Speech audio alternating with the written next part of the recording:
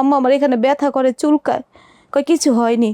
একটা বাচ্চা পেটে আসলে যেমন পাও পানি নামে ওরকম ফুলে গেছে, অনেক মারধর করে, গালাগালি করে, আমার সহ্য হয় না। পর আমি চলে আসছি ওইখান থেকে, মেডিকেল থাকিনি। আব্বু অনেক নেশা করতো, মারধর করতো, আমার আম্মু আমাদেরকে অনেক কষ্ট করতো। আবার কেউ নেই, আমার বাচ্চাটারও কেউ নেই, আমারও কেউ নেই। ছোট্ট একটা মেয়ে সাদা একটা ড্রেস পরে এসছে, আমার বেশি খারাপ লাগছে ওর জন্য। আপনাকে দেখলে মানুষজন ভয় পায় না? জানি না। আপনি মন খুলে বললেন আমাকে কি হয়েছে। হ্যাঁ প্রিয় দর্শক এবং শ্রোতা, এই ভিডিওটা আসলে দুইভাবে ধারণ হচ্ছে।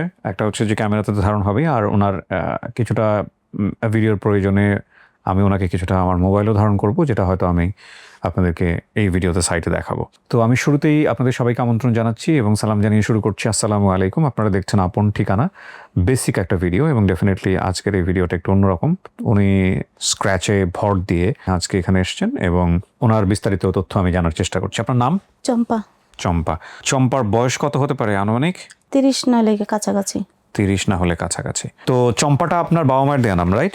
ওকে, আপনি আমার দিকে তাকিয়ে কথা বলতে পারেন, কোনো সমস্যা নাই, একদম নরমাল। আর আপনাকে দেখাতে পারবো আমি, আপনার পুরো শরীর আমি দেখাতে পারবো। ওকে, অনুমতি নিয়ে নিচ্ছি।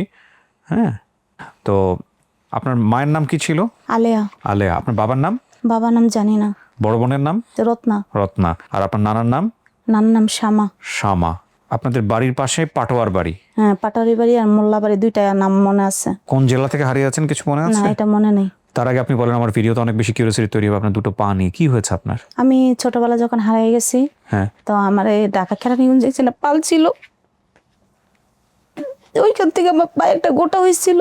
পায়ে গোটা হয়েছে আপনার? এই পায়ে একটা গোটা হয়েছিল। ছোট? হ্যাঁ ছোট। ওইটা আমি খালি চুলকাইতাম, অনেক কাজ করাইতো আমারে। আচ্ছা। লেখাপড়া করাইতো না, খালি কাজ করাইতো, সারাদিন কাজ করতাম। হ্যাঁ। তাই আমি আম্মু ডাকতাম, ছোটবেলা হারাই গেছি, আর আম্মু আব্বু জানতাম। বলতাম আম্মু আমার এখানে ব্যথা করে, চুলকায়, কই কিছু হয়নি। ওই করতে আস্তে আস্তে পা ফুলে গেছে। কোন পায়টা? এটা। এই বাম পাটা? হ্যাঁ, এটা ফুলে গেছে। ট্রিটমেন্টই করে নাই? না, তখন এরা কোনো চিকিৎসা করেনি। তো আমি খুব কান্না করতাম, ব্যথা করতো, জ্বলাফোড়া করতো, বলতাম, ও ব্যথার ওষুধ না খাওয়াইতো। আচ্ছা, আমি এখান থেকে সামনের দিকে আগাবো। তার আগে আমি তাহলে একটু ফ্ল্যাশব্যাকে যেতে চাই, কিভাবে হারাইছে গল্পটাতে আসতে চাই। হ্যাঁ, একদম প্রথম থেকে বলেন তো। ছোটবেলা আমার আম্মুর সাথে ঢাকা আসছিলাম। হ্যাঁ। আমার চাচার বাসায় আসার পরে আমার চাচাতো বোনেরা মজা খাওয়ার জন্য লয়ে বাইরেছে, ওইখান থেকে আমি হারিয়ে গেছি। চাচাতো বোনেরা আপনাকে নিয়ে মজা খাওয়ার জন্য বাইরে হয়েছে? হ্যাঁ, দোকান আপনার আসছিল। পরিবারের কি কি মনে আছে বাড়িতে? বাবা মা? বাড়িতে মনে আছে যে আমাদের একটা টিনের ঘর, ওইখানে পুষ্কুনি আছে, পেয়ারা গাছ আছে। আমি মাদ্রাসা পড়তাম সকালবেলা যাইয়া, এতটুকু মনে আছে। আর আমার আব্বু অনেক নেশা করতো, মারধর করতো। আচ্ছা। আমার আম্মু আমাদেরকে অনেক কষ্ট করতো। আর আমার বোন ভাইয়া আমার চাচার বাসায় থাকতো ঢাকা। আচ্ছা। তো আম্মু আমার বোনের দেখার জন্য ঢাকা আসছিল আমার নিয়ে, ওইখান থেকে আমি রাত্রে হারাই গেছি। হারাইতে হারাইতে আমি কেরানীগঞ্জে যাইয়া একজন আমার পাইছে। তারপর? ওইখান থেকে হ্যাঁ আমার ছোট থেকে বড় করছে। হ্যাঁ কখনো আমার মানে খোঁজ করেনি বাবা মা কোথায় আছে কি আছে। আমার এই পায়ের সমস্যাটা হওয়ার পরে আমি আর কাজ করতে পারি না, আমার খুব মারধর করে। না না না, কিন্তু এটা নিয়ে আপনাকে ব্যথার ওষুধ এনে খাওয়াইলে এটা প্রোগ্রেসটা কিভাবে হইলো?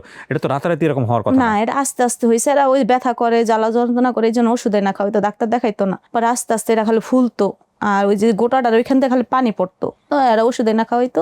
আস্তে আস্তে পাটা মানে ফুলে গেছে, একটা বাচ্চা পেটে আসলে যেমন পাও পানি নামে ওরকম ফুলে গেছে বাম পাটা। হ্যাঁ, এই পাটা ফুলার পরে আস্তে আস্তে। আপনার এই প্রবলেমটা কি হাঁটু থেকে নিচ পর্যন্ত নাকি পুরোটাই?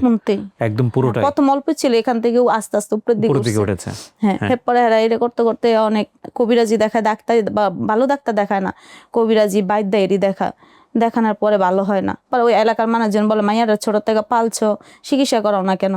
কয় চিকিৎসা করাও, আমাদের টাকা পয়সা থাকা লাগবো না, দেখাই ওই ওষুধ পানি খায় না, ফালাইয়া দেয়, এটা বলে। পরে কি কিছু কই না, কাজকাম করি। পরে যখন এই পাও এমন মোটো হয়ে গেছে, পরে আমার পুঙ্গু হাসপাতালে পাঠাইছিল। এরা বলছে পা কাটটা ফেলাইবো। আমি বলছি না, আমি পা কাটতাম না, আমি হাঁটতে পারি, আমি পা কাটবো কেন? তখন এক পাই ছিল। পরে আমি চলে আসছি ওইখান থেকে, মেডিকেল থাকিনি। এরপর হ্যাঁ আমি আর কোনো ডাক্তার দেখাইনি। আর আস্তে আস্তে বাইরে গেছে, আমি কাজকাম করতে পারি না, আমার অনেক মারধর করে, গালাগালি করে, আমার সহ্য হয় না। পরে একটা মেয়ে আসলে হ্যার বাসায় কাজ করতো, ওই মেয়ের সাথে আমি পলাই চলে গেছি। পলাই চলে যাই, কিশোরগঞ্জে ছিলাম, কিশোরগঞ্জে যাই কাজকাম করতাম, ভাত খাইতাম, একা একা থাকতাম। তো ওই মেয়েটা বিয়ের সাথে হয়ে গেছে। এরপর আমি আবার নারায়ণগঞ্জ চলে আসছি, নারায়ণগঞ্জে ছিলাম, ওইখান থেকে একজনের সাথে পরিচয়, আমার বিয়ে হয়েছে, এই হয়েছে আমার জীবন কাহিনী। সেও চলে গেছে, খাওয়ান করে কি দেন, একটা বাচ্চা আছে।